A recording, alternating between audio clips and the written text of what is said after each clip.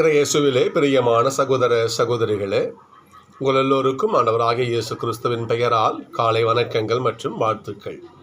நான் உங்கள் அகஸ்டின் வேதியர். இன்று ஆகஸ்ட் மாதம் 18ஆம் தேதி 2025ஆம் ஆண்டு. ஆண்டவரின் மடியில் 5 நிமிடங்கள்.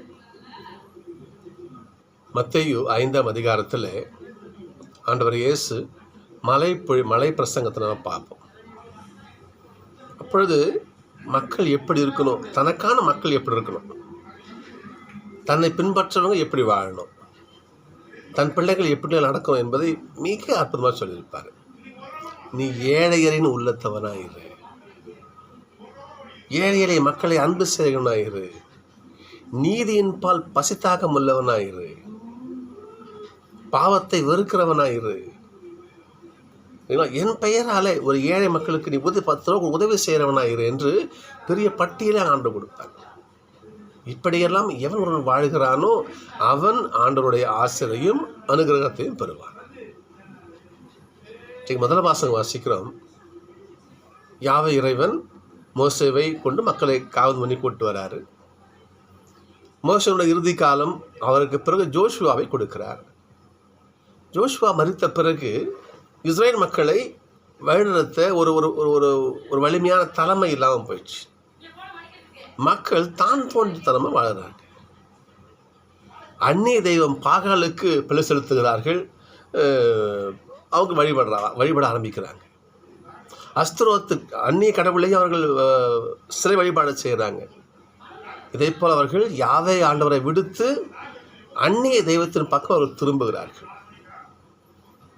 அப்போ ஆண்டவருக்கு வருத்தத்தை கொடுக்குமா யோசித்து பார்க்கணும். நாம் ஆண்டவர் தண்டிக்கிறார். அவங்கள எதிரிகளை கொண்டு அவளை அடிமையாக பிடிச்சிட்டு போக சொல்கிறார்.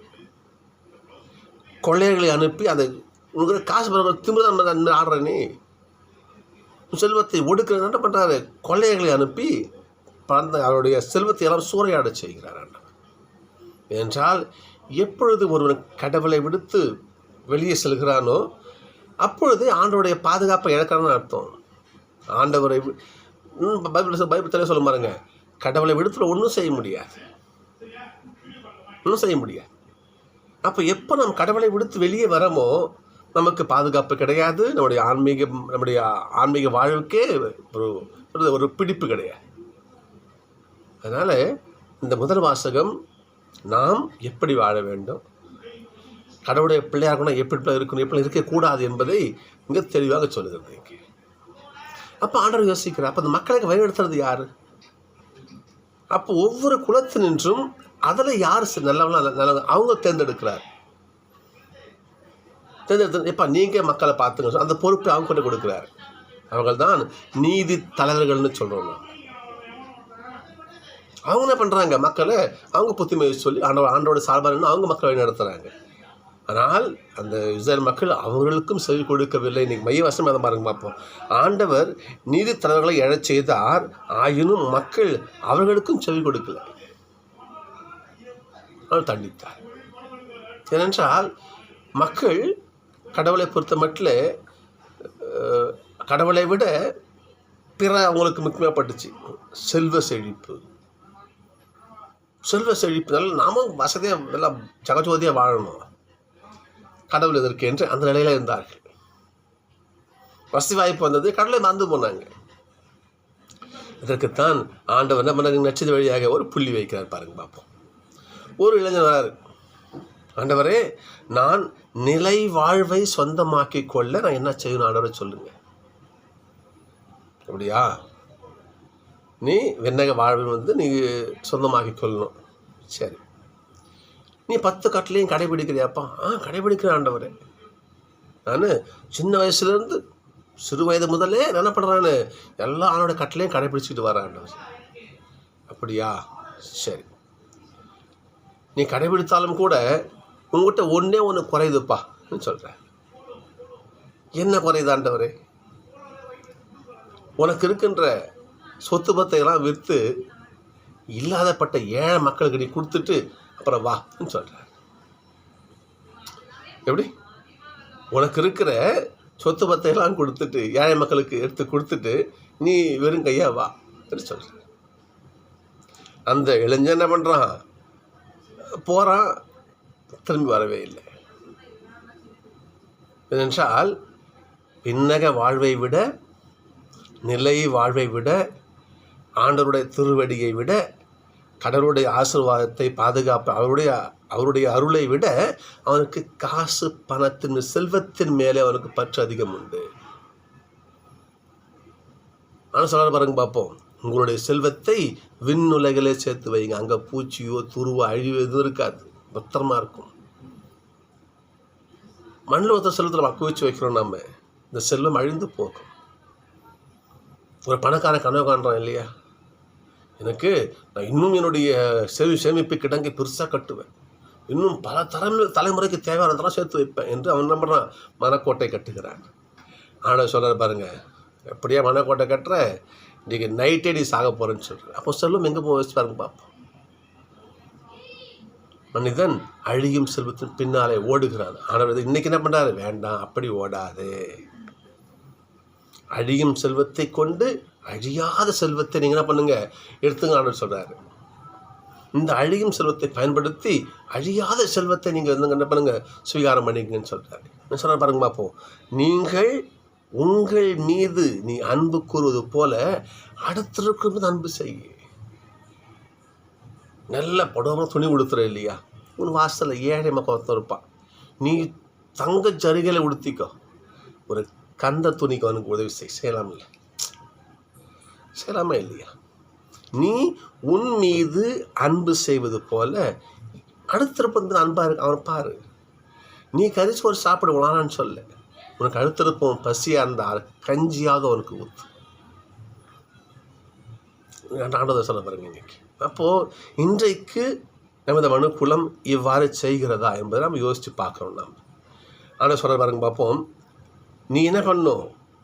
அது ஏழைக்கு இறங்குகிறவன் கடவுளுக்கே கடன் கொடுக்கிறான். ஏழைக்கு இறங்குகிறவன் கடவுளுக்கே கடன் கொடுக்கிறானா? நீதிமொழிகள் 19:17. ஏழைக்கு இறங்கி உதவி செய்கிறவர் ஆண்டவருக்கே கடன் கொடுக்கிறான். ஏழைக்கு இறங்குகிறவன் இன்பத்தை துய்ப்பான், அவன் மகிழ்ச்சியாக இருப்பான். தன் கண் எதிரே உள்ள சகோதர சகோதரனுக்கு அன்பு செய்ய முடியாமல் 1 யோவான் 4:20.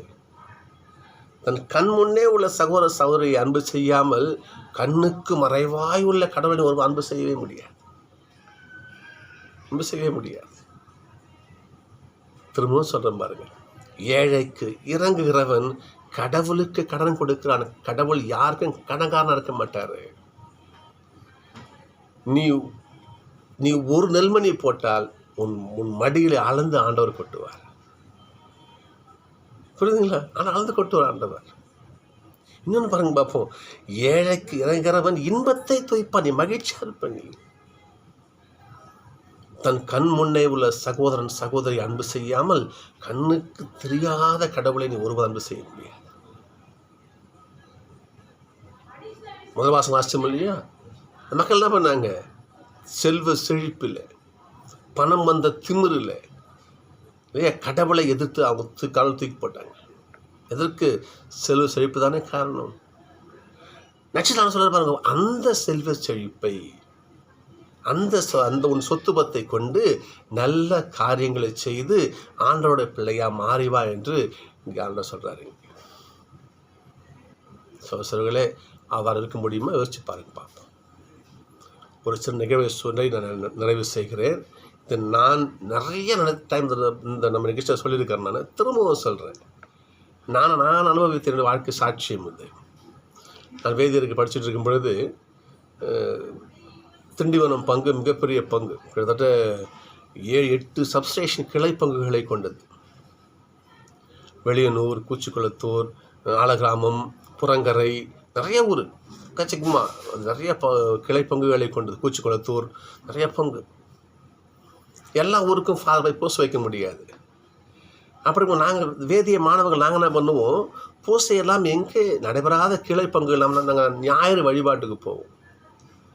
அங்கே சனிக்கிழமை நைட்டே போயிட்டு அங்கே ஜமாலை சொல்லிவிட்டு நைட்டு அங்கேயே தூங்கி எழுந்திரிச்சு காலை என்ன பண்ணுவோம் நாங்கள் ஞாயிறு வழிபாடு பூசை, அதாவது நன்மையில்லா திருப்பலி வச்சுங்களேன். திருப்பலி ஒரு சின்ன ஜப வழிபாடுனா இருக்கும், திருப்பலி மாதிரி தான் இருக்கும், ஆனால் நன்மை இல்லாத திருப்பலி போல் அந்த இதில் அந்த வழிபாடு இருக்கும். அங்கே என்ன அந்த வழிபாடு நடத்திட்டு நாங்கள் எங்கள் இல்லத்துக்கு திரும்பி வருவோம். நாங்கள் இப்படி ஒவ்வொரு வாரமும் நாங்கள் அதே போல் நானும் ஒரு இன்னொரு சகோதரர் என்ன பண்ணோம், ஒரு சப்ஸ்டேஷனுக்கு போகிற டைம் அது போனோம். எங்களுக்கு பஸ் ஸ்டாண்ட் வந்து திருஞானத்தில் நீங்கள் பார்த்தீங்கன்னா தெரியும் உங்களுக்கு, ரயில்வே ட்ராக் தாண்டி தான் பஸ் ஸ்டாண்டுக்கு போகணும். ரயில்வே ட்ராக்கை தாண்டி ரயில்வே கேட்டு செவுத்து ஒட்டம்னு எப்போ வாரம் பார்ப்போம். ஒரு பிச்சைக்காரன் உட்காந்துருப்பாரு அங்கே. இப்போ ஐயா ஏதாவது தர்மம் பண்ணுங்க. இப்போ சத்தியமாக சொல்கிறோம், இது வரைக்கும் போகிறோம், ₹1 அவருக்கு போடுறது கிடையாது. அப்படியே போவோம் வருவோம். இன்னொரு சகோதரர் கூட வருவார், போவோம் வருவோம். அன்றைய தினத்தில் அந்த ஒரு நாளில் நாங்கள் போகிறோம். எங்களுக்கு முன்னாடி ஒரு அம்மா சின்ன குழந்தைய கையில் கூப்பிட்டு பிடிச்சிட்டு போகிறாங்க. சின்ன குழந்தை, மிஞ்சி போனதுக்கு ஒரு 1-2 வயசு, அதாவது நடக்கக்கூடிய குழந்தை, அவ்வளோதான். ஒரு 2 வயசு இருக்குமா, ஒரு 3 வயசு கிட்ட அப்படி சின்ன குழந்தை கையில் பிடிச்சிட்டு போகிறாங்க. எங்களுக்கு முன்னாடி அந்த குழந்தை அந்த அம்மா கூப்பிட்டு போகிறாங்க. அப்போ அந்த அம்மா கிட்டையும் இந்த பிச்சைக்காரன் என்ன பண்ணுறாரு, ஐயா ஏதாச்சும் கொடுங்க ஐயான்னு சொல்லிட்டு அவர் தர்மம் கேட்கிறார். அப்போ அந்த குழந்தை என்ன செய்யுது, இந்த சின்ன குழந்தை தன் கையில் இருந்த எச்சில் கொய்யாக்காயில், அதுவே பிஞ்சு கை, அது கைக்குள்ளே எம்மா பெரிய கொய்யாப்பழம் வச்சு பாருங்க, ஒரு விரலாம் துண்டாக இருக்குமா, இவ்வளோ பெருசு இருக்குமா, அதான் அந்த தன் எச்சில் கொய்யாக்காயை அந்த உதவிக்கு அந்த பிச்சைக்காரோடைய தட்டில் அந்த கொய்யாக்காய் அந்த குழந்தை போட்டுட்டு போகுது. நாங்கள் பின்னாடி தான் போகிறோம். நாங்களாம் வேதிய மாணவர்கள். நாங்கள் இவ்வளோ நாள் வழி தான் போயிட்டுருக்குறோம். எங்களுக்கு எப்படி தெரியுங்களா, செருப்பாராய்ச்சி மாதிரி இருந்துச்சு எங்களுக்கு. அந்த குழந்தைய அதுக்கு என்ன தெரியும் சொல்லுங்க பார்ப்போம்.